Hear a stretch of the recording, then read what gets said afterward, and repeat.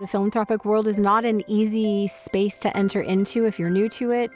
It's not an easy space to enter into if you don't know the language, if you don't know how to get to the table. And so as small organizations, how do you learn this? And you learn it in part through funders who are willing to stand at your side.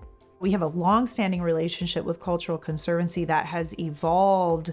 There's so many aspects of what they do that really speak to both our values as an organization, but also the various programmatic strategies and impacts that we have wanted to contribute to in the world. And when Pantarea says, hey, I want to come have tea and show up on the land, and they bring their team out, it's really something, because you get their circle in relationship with the circle of the work that they are supporting.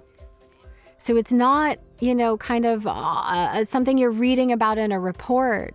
It's something you can stand in. As we've evolved as a foundation and have now, more at our core, this intersectional justice, a commitment to racial justice, and being able to have them also feel like they can be more completely their full self with us and be seen and heard, not just as an organization that's planting seeds and crops in a sustainable way, but that is really about Indigenous rights and Indigenous sovereignty and about global human rights.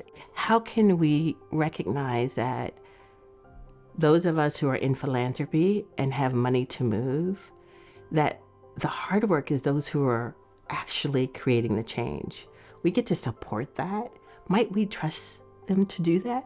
In order for families, for philanthropic institutions to have any meaningful dialogue with community, they first have to have a dialogue with themselves, with one another. They have to be honest, they have to be open, and they have to be willing to change.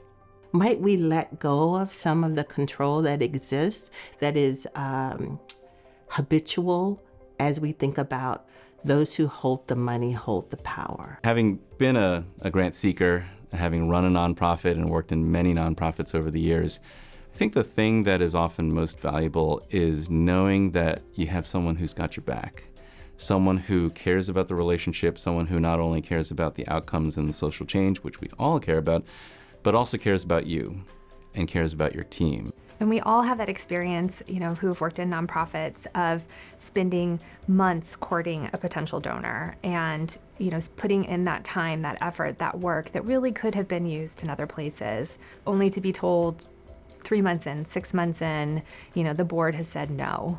And it's heartbreaking when you're on that side. And so we work really hard to communicate clearly and to really have an open dialogue with our grantees about where they might fit as potential grantees or not. It's a gift because you build relationships. You're building and you're getting to know people personally.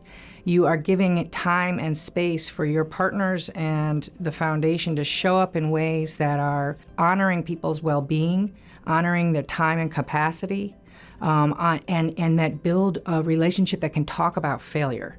And ultimately, all of that requires an internal practice that then can show up externally.